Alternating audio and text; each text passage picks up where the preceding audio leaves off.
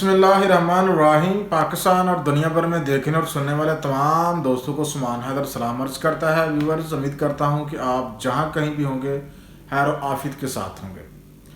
Viewers, آج کی جو ویڈیو ہے جس میں آئی ایم ایف کا کچا چٹھا کھولنے والا ہوں۔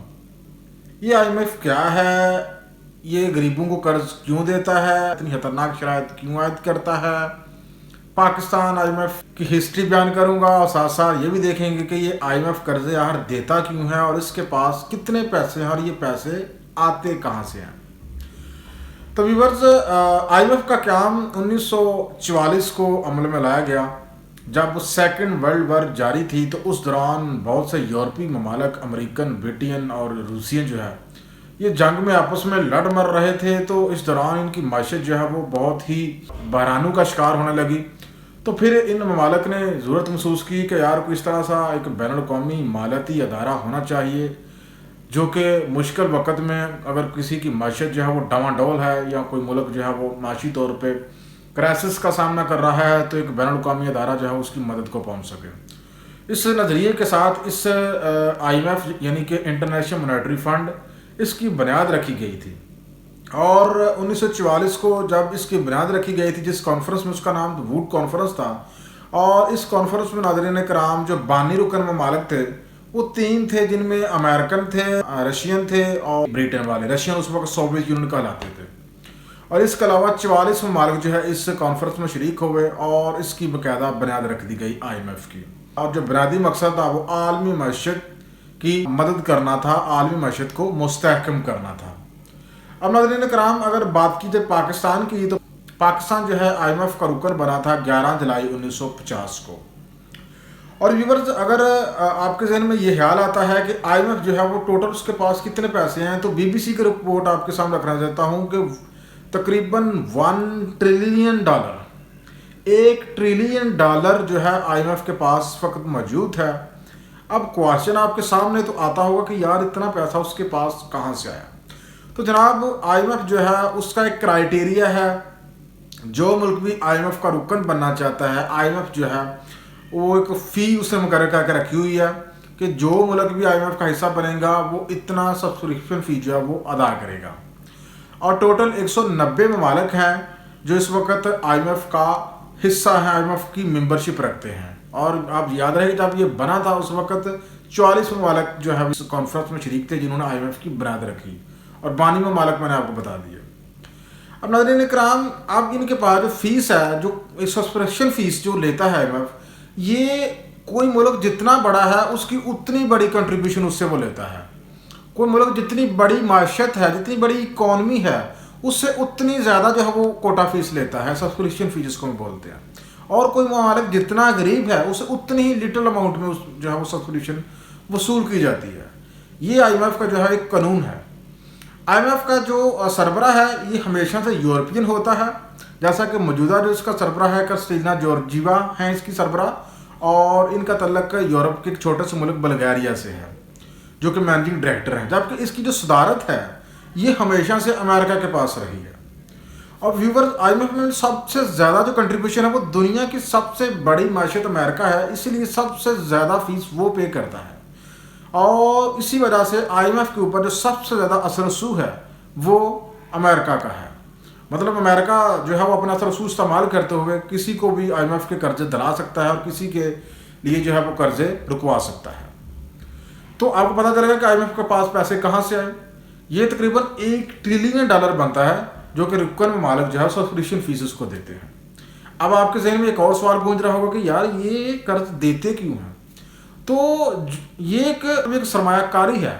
یہ نہیں ہے کہ آپ آئی ایم ایف کو کوٹا سبسکرپشن فیس جمع کروا دیں اور آپ کو بعد میں ریٹرن میں کچھ نہ ملے۔ جس ممالک کی جتنی زیادہ سبسکرپشن فیس، اس ممالک کو اتنی زیادہ جو سود کی مرض میں قرضے تو واپس لیتا ہے ادارہ، عالمی ادارہ جس کو بھی قرض دیتا ہے اسے قرض تو واپس لیتا ہے، لیکن ساتھ وہ سود بھی لیتا ہے۔ اور وہ جو سود ہے وہ پھر ان رکن ممالک کو جس کی جتنی کنٹریبیوشن اسی حساب سے وہ سود تقسیم کر دیا جاتا ہے۔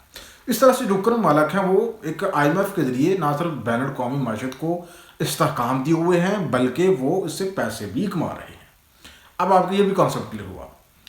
اب ناظرین کرام آپ کے ذہن میں یہ بھی کوشچن آ رہا ہوگا کہ Pakistan first time I M F کے پاس کب گیا؟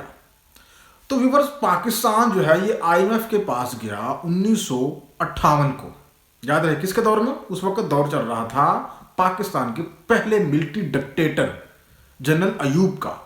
اور اس وقت پاکستان کو کتنا قرضہ ملا؟ $2.5 کروڑ.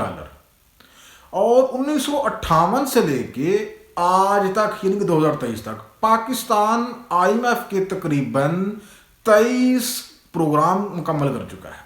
یعنی کہ 23 بار وہ عالمی ادارے سے کے آگے ہاتھ پھیلا چکا ہے، اس سے قرض لے چکا ہے.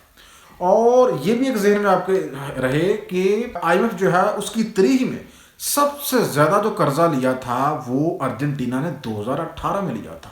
وہ کتنا تھا؟ $57 بلین.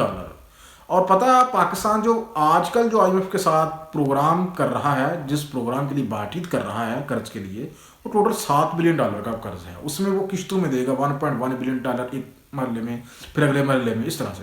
اور سب سے زیادہ جو قرضہ ہے 2018 میں ارجنٹینا نے لیا تھا. اور یہ بھی ذہن میں رہے کہ 2002 میں برازیل جو ہے اس دہانے پر پہنچا ہوا تھا جس دہانے پر پاکستان آج کل پہنچا ہوا ہے. اور برازیل نے 2002 میں آئی ایم ایف سے رجوع کیا تھا اور 2021 میں اس نے اپنا قرضہ جو ہے وہ سارا آئی ایم ایف کو واپس کر دیا. اور آج برازیل جو ہے وہ معاشی طور پہ مستحکم ہے. آپ اندازہ لگا لیں پاکستان 1958 سے آئی ایم ایف کے پاس جا رہا ہے اور یہ سلسلہ آج تک بھی جاری ہے. اور یہ سلسلہ مجھے لگ رہا ہے تا قیامت تک جاری رہے گا. جب تک یہ ملک باقی ہے آئی ایم ایف ساتھ ساتھ چلتا رہے گا. اور وجوہات میں نے بتا دی، میری پچھلی ویڈیوز آپ دیکھیں گے. Political instability. اچھا اب مزید آپ کو میں تھوڑی سی معلومات دینا چاہتا ہوں کہ کون سے حکمران نے کتنی دفعہ آئی ایم ایف سے قرضے لیے، یہ بھی آپ کو پتہ ہونا چاہیے. 1958 کو پاکستان ایوب خان کے دور میں 3 دفعہ جو ہے آئی ایم ایف کے پاس گیا. اس کے بعد آتا ہے جی آپ کا بھٹو، ذوالفقار علی بھٹو مرحوم. اس کے دور میں پاکستان نے 4 دفعہ آئی ایم ایف سے قرضہ لیا. اس کے بعد آ جاتا ہے جی دوسرا ملٹری ڈکٹیٹر جنرل ضیاء. یہ ناظرین کرام 3 دفعہ آئی ایم ایف کے پاس گیا.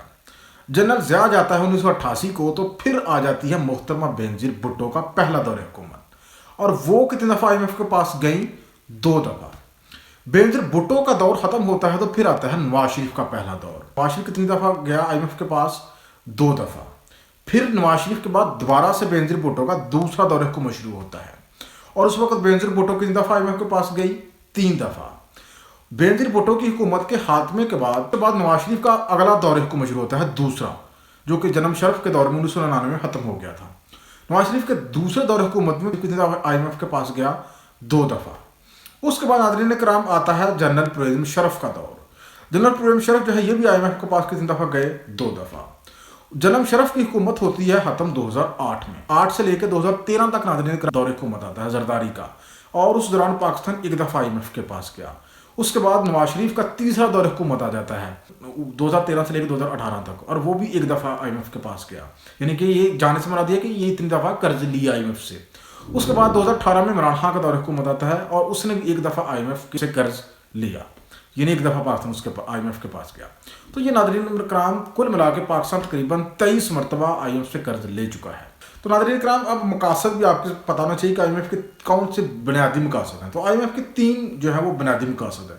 پہلا مقصد یہ ہے کہ یہ جو ہے اپنے رکن ممالک کو قرض دیتا ہے. کوئی ملک جو ہے وہ اگر کسی مشکل کا شکار ہے، جیسے کہ پاکستان آج کل مشکل کا شکار ہے معاشی طور پہ، کسی کو قرض کی ضرورت ہے، کوئی ڈیفالٹ کے دہانے پر بیٹھا ہوا ہے، تو اس کو قرض جاری کرتا ہے.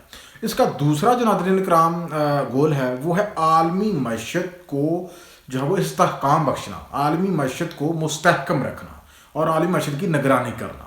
اور اس کا جو تیسرا جو کام ہے وہ یہ ہے کہ یہ اپنے رکن ممالک کو بہتر معاشی تجاویز دیتا ہے. تو یہ ناظرین کرام اس کے 3 بنیادی مقاصد ہیں جو کہ آئی ایم ایف کر رہا ہے. اب جلدی سے آپ کو یہ بھی پتہ ہونا چاہیے کہ آئی ایم ایف خطرناک کنڈیشن کیوں پوز کرتا ہے. تو آئی ایم ایف خطرناک کنڈیشن پوز نہیں کرتا. آئی ایم ایف کہتا ہے کہ آپ جو ہے وہ ٹیکس لگائیں. میں نہیں کہتا کہ آپ غریبوں کے اوپر لگائیں، آپ جو آپ کا بجٹ سارا ہے اس کو ختم کریں. اب حکمرانوں کے اوپر ڈپینڈ کرتا ہے کہ وہ کام کریں جو کہ ان کے لیے مشکل ہیں یا وہ کام کریں جو ان کے لیے آسان ہے. حکمرانوں کو لگتا ہے کہ بجلی مہنگی کرنے والا کام جو ہے وہ آسان ہے کیونکہ اس کا تعلق عام لوگوں کے ساتھ ہے. عام لوگوں کے بلوں میں ٹھوک دیا جگہ ٹیکس اور لے لیا جتنا مرضی. اس طرح سے حکمرانوں کو جو ہے وہ لگتا ہے کہ پیٹرول جو ہے اس کا تعلق بھی عام لوگوں کے ساتھ ہے، پیٹرول جتنا مرضی مہنگا کر دیا غریب لوگ جائیں گے پیٹرول ڈلوانے. تو یہ ہماری حکمرانوں کی دراصل جو ہے وہ سلیکشن ہوتی ہے کہ اس نے کون سے شعبے کے اوپر ٹیکس لگانا ہے اور کون سے شعبے کو بچانا ہے. آئی ایم ایف یہ نہیں کہتا کہ آپ تک اپنی مراد برقرار رکھیں، وہ کہتا ہے کہ صرف جو آئی ایم کا بجٹ کا خسارہ ہے اس کو آپ نے ختم کرنا ہے جیسا بھی کرے. تو یہ حکمران جو ہے وہ جان بوجھ کے غریبوں کو اوپر ٹیکس لگانے کو پریفر کرتے ہیں. ویڈیو اچھی لگے ناظرین کرام تو لازمی لائک کریں، چینل کو سبسکرائب کریں.